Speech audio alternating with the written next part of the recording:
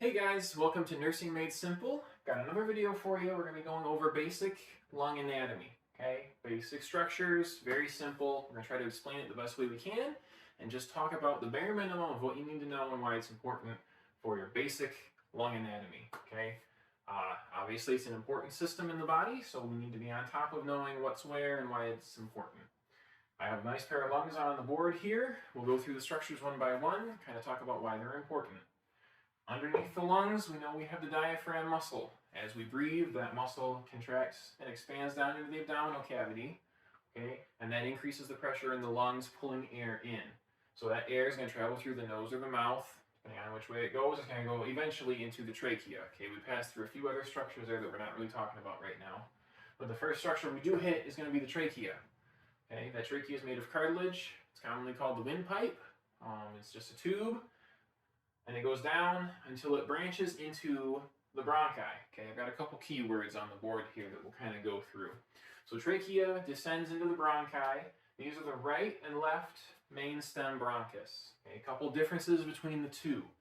Our right side is bigger, so it's a wider diameter. It is a little bit shorter, but it's also more vertically placed. Kind of hard to tell from my hand-drawn picture here, but looking at the lungs through maybe like a detailed picture in a textbook, you would see that it lays more vertically, more up and down, okay, descending into the right lung, as opposed to its partner on the left side.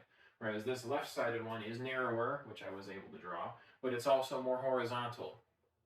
This is rather important because if someone aspirates something, or if we're trying to intubate a patient and the object they choke on or the tube from the ET tube go too far, okay, if they actually go into the trachea, into this right main stem bronchus, they're typically going to fall to that right side because it is bigger and more vertical. So if someone chokes on something, it's typically going to end up lodged somewhere in here.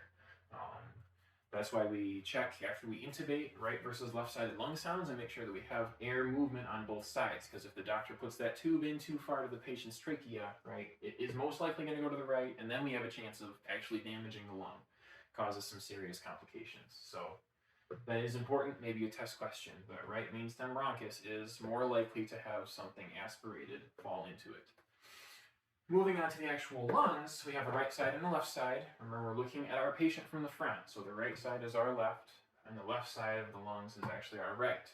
There are some differences between the lungs themselves. Our right lung is larger, and it's composed of three lobes, as opposed to the left-sided lung, which is a little smaller, and we'll explain why.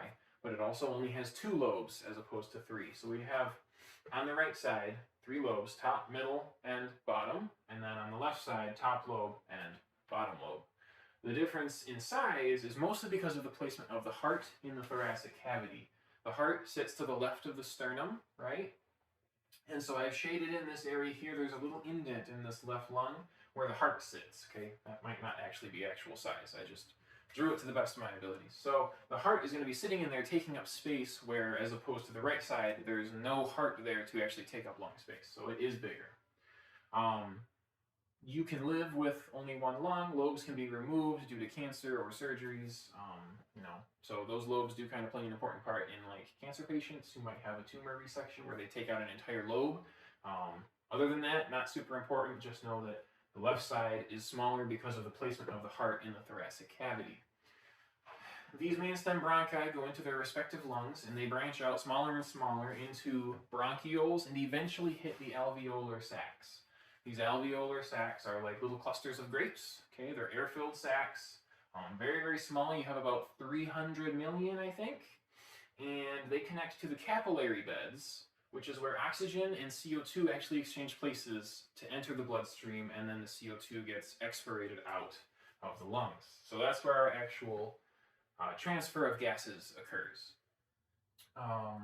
Other than that, that's kind of the general gist of the lungs. Outside of the lungs, we do have a few more structures to talk about, though. I draw them in red here so that you can see it. Outside the lungs, there is a membrane which covers the lung and then loops back around itself, okay, forming two layers. These two layers are important, and they are going to have a space in the middle of the layers. This is called your pleural space. We'll color it in blue. This pleural space is full of fluid. It's a serous fluid, lots of protein, but it's a very small amount, okay? So this membrane is called your pleural viscera, plural referring to lungs, viscera referring to organs. Okay, it just means that it's a membrane that wraps around the lungs. It doubles back on itself with the inside layer being connected to the lungs and the outside layer being connected to the inside of the chest wall. What this does is as you breathe in, your chest expands, your chest wall moves outward, right, to increase the volume of your chest cavity. If the lungs are not attached to the inside of the chest wall, they're not going to follow it. The lungs themselves won't actually expand. Okay, that's what creates the vacuum pressure of the lungs to actually pull air into that cavity. So this membrane, 2 layers filled with fluid, creates surface tension and adheres the lungs to the inside of the chest wall and allows for lubrication movement along that chest wall. So basically, as you breathe in, it ensures that the lungs actually stay adhered to the inside of your thoracic cavity as you breathe in. That is important because if something interrupts this cavity, say we have a penetrating wound that takes out a chunk of our membrane here, we now have air that's going to rush in here and this lung will collapse, okay? And it will not be able to actually move and create the vacuum needed for inspiration and expiration. So you would be down to just one lung. So it is important that this membrane is here, and you'll see that this eventually we'll talk about why pleural effusions, trauma, gunshot wounds, and hemothoraxes, pneumothoraxes, things like that can actually interrupt this and cause huge problems for your patients that have to be corrected very, very quickly before the patient actually goes into respiratory arrest. That's basically our general anatomy and physiology of the lungs. It's as simple as it really gets. I hope that it's covered things in a way you can understand. If you have questions, hit up the comments. I will do my best to answer them. I might even make some more videos to go more in depth later. And we will be making some more videos to go into other problems with the lungs and especially things on the nursing side that you will need to know to get through your classes. Thanks for watching, and I hope you tune in to the next video.